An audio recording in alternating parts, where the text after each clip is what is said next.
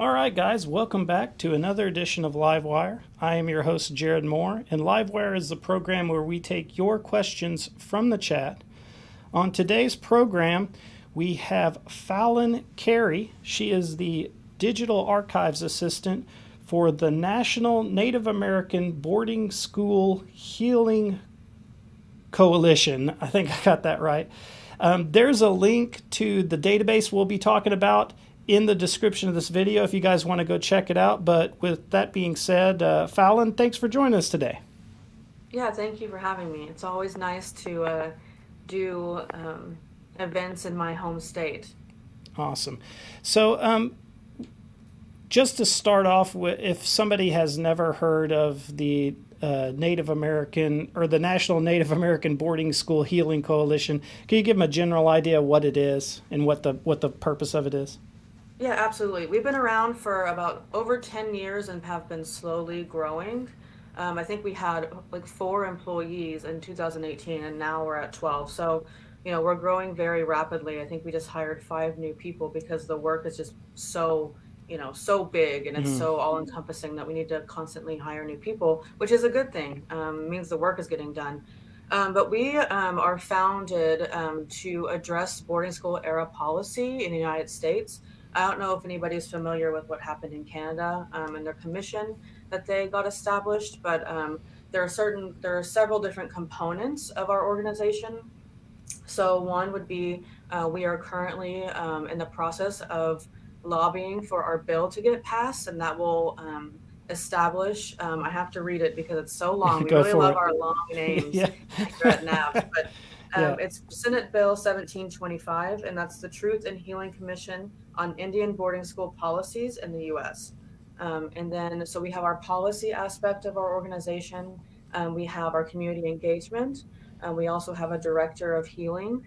And then what Stephen Curley and myself do, we are the digital archive, and we're building a database that will house boarding school era and relevant records to boarding school era across the U.S.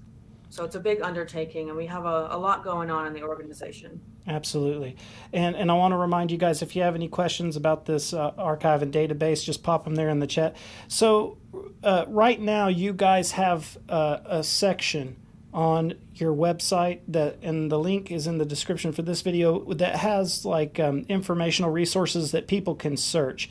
Is that the database that's the boarding school database? Is that information going to be added to that, or is this going to be a whole new thing on your website? Yeah, right now the database is not currently public facing. We are planning to launch that later this year. It's kind of been pushed back. We had some roadblocks due to COVID, and the material that we're going to be putting in there relies heavily on in-person work that happens at the National Archives, and through COVID, we weren't able to get there. I see. So now, as things are opening back up, we've got a lot of projects where we're sending scanners at 8-week intervals out to the National Archives, and they're collecting that material. And then it comes to us, we process it, catalog, and then we upload it into the database. So it's not quite ready. There are a lot of awesome materials there that I'm really excited for everybody to see, but it just isn't quite launched yet. So if you go there now, you're not going to be able to access it, but you will see the page where it eventually will be put. I see. Okay. So they just need to keep going and checking that link, and eventually that information will get added. Yeah, and another way to kind of keep up to date, I want to plug our, see here, sorry. I would like to just give a little plug to join our coalition. So if you go to our website and then go to get involved, it'll be the first thing that pops up, and it'll keep you up to date. You'll get emails and information on what's going on within our organization. So that's one way to keep up. But yeah, you can also just visit our website anytime and just check it out. Yeah, and I encourage you guys to do that, because I went and took a look at it researching for this interview, and it's really well put together, and there is actually a lot of information on there that you can search, and the project is a worthwhile project because I know that the boarding schools had such a huge impact amongst like basically all the Native American tribes, and it's something that the information to modern descendants of people of natives who went to boarding schools, sometimes they get disconnected from that, like history, because it's not something that people want to talk about a lot of times, what happened to them. So I want to also give you guys kudos for this whole coalition and everything that you guys are doing. So I also saw that you guys are taking submissions from people whose relatives may have been to boarding schools. What are you guys looking for with that type of a thing? Yeah, just to go back also to your comment, it is this boarding school policy affects every single Native community and Native person in the United States, period. Mm-hmm. Maybe, your grandmother didn't go to boarding school and your great grandmother maybe didn't, but the effects and the generational trauma has really trickled down. That's why you see high numbers of suicide in Native communities. You see a high number of missing, murdered Indigenous people. That whole pandemic comes from the boarding school era. And so, here at NABS, we work with a primarily all Native staff, and the work is so important because it is our families. It really has permeated every single community. So I just wanted to, just touch on that a little bit. The work is very personal to all of us. And so we're trying to make sure that we move about this in a good way. And I got on my little soapbox, so can you repeat your question one more time? No, well, actually, we had a question pop up here in chat while we were talking. Morgan Taylor, who's one of the reporters on staff here at Mvskoke Media, she says, can you explain the different search categories? I think she would kind of want to detail when you guys get the boarding school part up and running. What information will people need when they come to that to search? Yes, so we're beginning this project in earnest. So I think when we do launch with our community partners, we're going to have information on an estimated 10 schools. It is a huge undertaking. So like I said, it's a slow process. It's a lot of materials. I think today for one of our projects, for 2 scanners being in Kansas City, we've collected for 4 weeks. We have scanned about 45,000 pages of records. And that's just for the Pipestone project that we have going on here. So what you're going to see, so whenever NIBSTA, which is the National Indian Boarding School Digital Archive, I told you we really love our long things. So NIBSTA for short, when that launches, you're going to be able to see a few things. So we are focusing very heavily on student case files. And what that is going to be is basically, think about it as, if you went to high school, they have a file on your name, and it's going to be all the information about you while you attended that school. And sometimes that looks like letters from home. It looks like your application to the school. It will look like these kids like medical records in some cases, because they had to be medically fit to go to the school. Because there was a lot of pandemics during that time that we collected the data. So 1908 is when 1900s is kind of like when the information that we have collected comes from. And then there's also going to be administrative files. So that'll be something as mundane as letters that detail how the boiler was broken, and then a month later you get a letter that they sent a mechanic out and they fixed the boiler, and so the school has heat again. And then it's going to detail more in-depth records. You'll see a lot of how children were trafficked in these letters, especially in the administrative files, the trafficking of children and how they communicated, the superintendents communicated with other superintendents from other schools, how they shifted these children around. And you'll also see a lot of records on student deaths, runaways, and also students who just went missing. And so it's kind of like you get in there and you're like an internet sleuth. You really have to get in there and connect the dots. And that's kind of the power of NIBSTA, is it makes it a lot easier to see the big picture from the records that we are uploading on a national scale.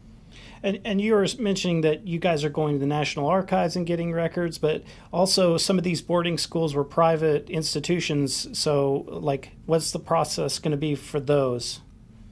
Yeah, so the DOI report that came out in, 2022? Mm-hmm. That is just going to cover, and the DOI, we work closely with them. We have an MOU, we share resources. So that's just going to tell you about 408 of the schools. Through our research, we have found that there are actually 521, and that's including the 408 that were federally funded and federally ran. But, there's church-run institutions, and there's also privately run institutions.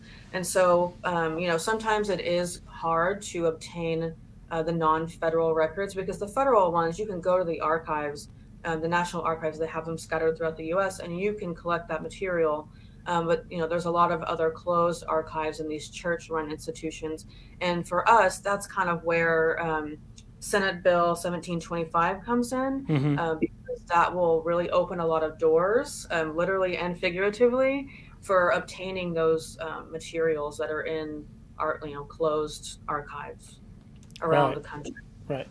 So, And I'm sorry, sorry. go ahead. Yeah, I was going to just say, go ahead. You can finish if you need to. Well, so just to kind of put it into perspective, we don't actually, of those 521 schools, we Mm-hmm. estimate that we actually don't know where 60% of those records are. So a lot of our job Wow. also is conducting a survey, like we go on the internet and we kind of try to figure out where these might be, and we take note of everything. And so we have compiled lists of where the non-federal records would be. I see. And those lists, are they on your website currently? Or is it going to be part They of the are archive? not. No, they are not. Those are kind of internal lists, but Okay. it's on our radar, I guess is what Oh, I'm saying. I see. Okay. Yeah. We've had some questions pop up here. Dennis Shaw is asking, he says, I'm sure my relatives have been to boarding schools. Were these schools nationwide? Yes, they were, and that kind of segues perfectly into another tool that we're going to have in NIVSTA. So our staff, our Director of Research and Education, and Stephen, our Director of Digital Archives, and our Deputy CEO have been working very hard to create a interactive digital map that's going to be in NIVSTA, and it's going to show you basically when you see it, you can scroll and zoom around, and it will show you exactly where all of these boarding schools are, Mm-hmm. and you click into them and see all of their historical information. And the dream is once we get all of this published, and as we add more, records, you'll be able to click into a school based on its location and, see what's in your area, click on the school, and it will lead you to the relevant boarding school records Wow. in Awesome. our database. That sounds really cool. Morgan has posted another question, but I think we kind of touched on it. Do you feel like there are records missing here and there? And you were saying that you guys estimate is 60%. Yeah. So that 60% is there's 60% missing.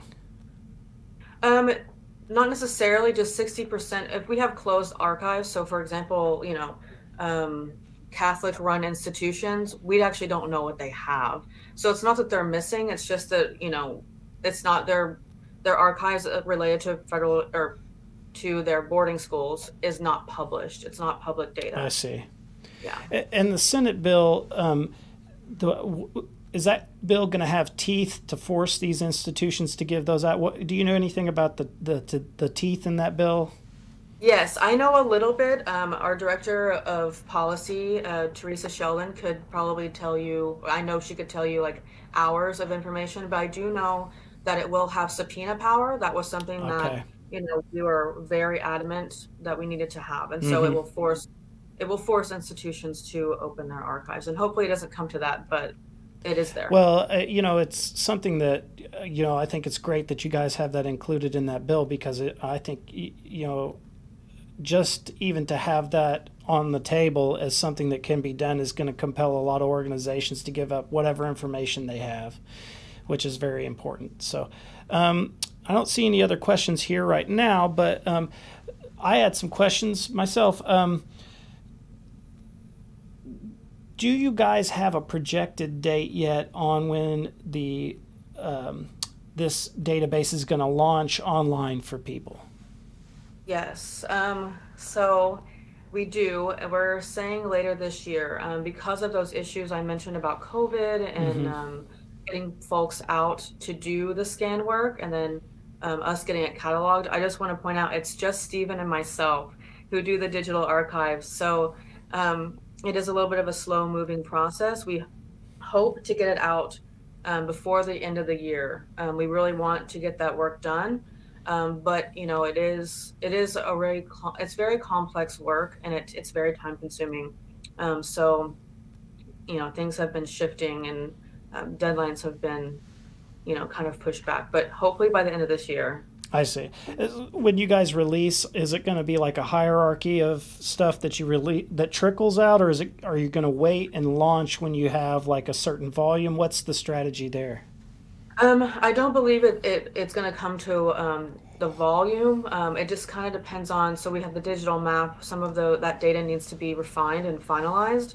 And as we process the scanned materials that we get in, it will be up. So it's going to be a constantly changing database. We're going to keep uploading. We have a lot of projects that are being completed right now, and we hopefully have some very exciting projects happening in the future, and which will send folks out into the field, scan that material from various national archives around the country, and that will be processed. It's kind of like a pipeline. Mm-hmm. We get the funding, we scan the materials, we process, catalog it, and then we upload it into NBSTA. And another component I think that's important to mention about these digital archive projects is we also really like to include community partners. Because if we're not doing this for our community, then who are we doing it for? So we always like to get input, and that's always built into the grants that Stephen and Jennifer and the folks over at NAVS write. We go out to the community, we work with tribal TIPOs, we work with tribal leaders, and we say, we have this money, we have this project. What do you want to see digitized from, what records do you want to see? Right. And so that's another component that it does take time to build relationships, to contact folks, and just to get the word out. And we also have to travel quite a bit to do that. So yeah, it's a labor of love. Well, and touching on that note, Morgan has a question. Does your work ever get emotional? Yes. As I mentioned, every single person in our organization has ties with the boarding school. And, until recently, I was kind of afraid. I'm Cherokee. I grew up just outside of Tahlequah. My grandpa grew up in Holbert, and while he didn't attend a boarding school, my great grandmother Stacy did. And I've been really scared, to ask those questions because I didn't know what to expect. And she actually went to Chilocco, and she was a runaway. She basically got there and said, no.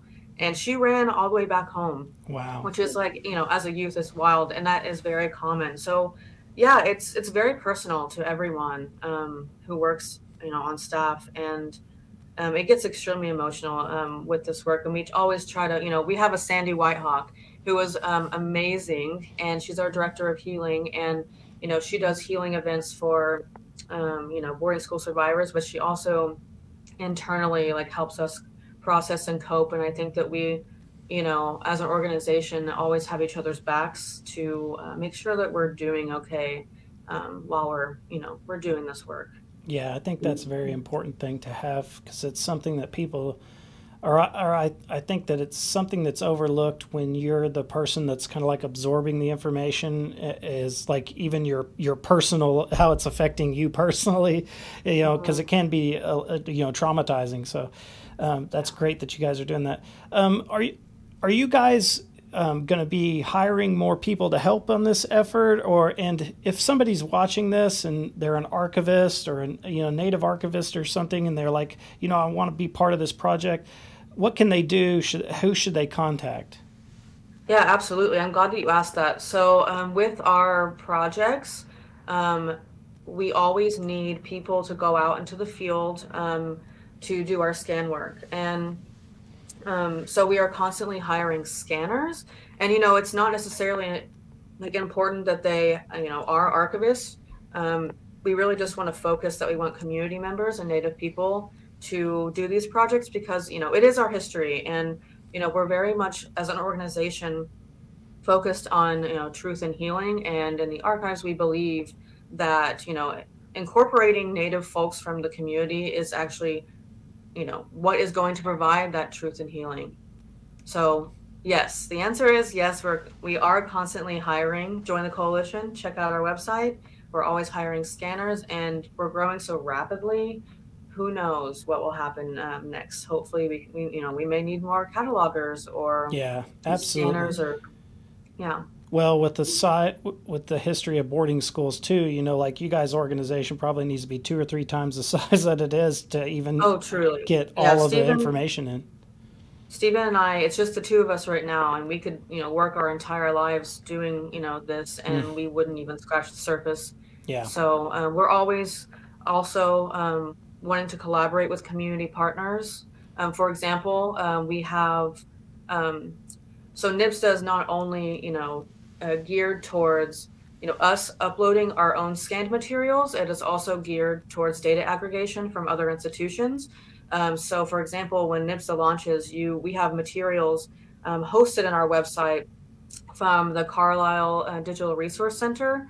So when you go in, you'll click on it and it will reroute you to their project. And their project is fully operational right now. You can go in and look through the Carlisle materials, as well as the Genoa project. So we're always looking for community partners. We don't want to redo work that people have already done. And so, yeah, we're always looking for partnerships, always looking for folks to do the work. I want to remind you guys out there that are watching, if you have a question, pop it into the chat because we're getting close to wrap time. Morgan has asked a question here. Are you guys using anything collected on the Road to Healing tour? Yes. Although, those events, I want to make clear, are the DOI events. They are not our events. We have been present at some of them. Actually, I think all of them. We've been there, but those are the DOI events. We do have materials collected, such as agendas, and just very, very broad, not too detailed. We don't want to include too many photographs of folks who are sharing their story. We're trying to be highly sensitive, but we do, we have kind of saved some of the ephemera, such as the agenda. There's some photos of Deb Holland in the community. There's some photographs of, performances by the community, but beyond that, it's a very light collection because we are trying to, navigate that with care. Right, absolutely. Well, I'm not seeing any more questions pop up, and we're about 23 minutes. So is there anything about the project that we haven't mentioned that you'd like to get in before we wrap? Yeah, I don't know. I suppose for me, I think I'm just really excited about where this is going to go. I think that, with the things that are going on with the DOI and Deb Holland's DOI, it's really, catapulted our work into the limelight. And I'm really excited. I think that folks should really keep an eye on what we got going on, because it's going to be incredible. We have a lot of projects in the works, and I'm really excited that when that gets shared with everybody. And I'm grateful to be doing this work. Absolutely. Well, I can tell you that Mvskoke Media will keep an eye on what you guys are doing, and any developments we'll be reporting on it and probably having you guys back on the program to talk about it again. So if you guys are watching our YouTube channel and you're not subscribed, subscribe to our YouTube channel. Go to the website link that's in the description here. Check out their website. Get on their mailing list. If you have skills that you think might help out with this movement, or you're a community member that knows there's information related to boarding schools or anything like that that hasn't been chronicled anywhere and might be lost with the passage of time, get a hold of these guys and they'll try to get it into their database. Everybody is saying Mado, and I'm sorry I didn't mention earlier that you're a Cherokee citizen. It's in the description down there. So no worries. But everybody at you guys' group are Native. Is that correct?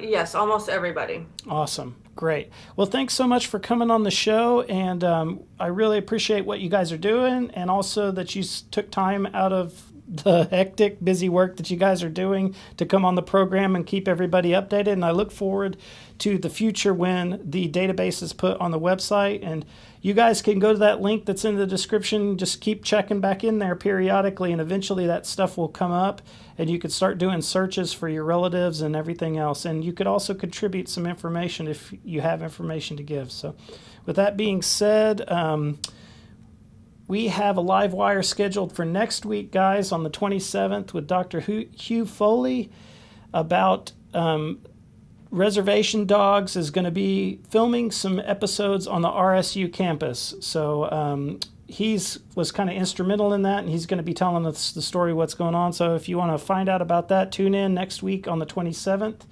And that's what we got scheduled for the future. So I look forward to seeing you guys again, and tune in and ask whatever questions you want on Livewire. Mado, chihichat, Lise.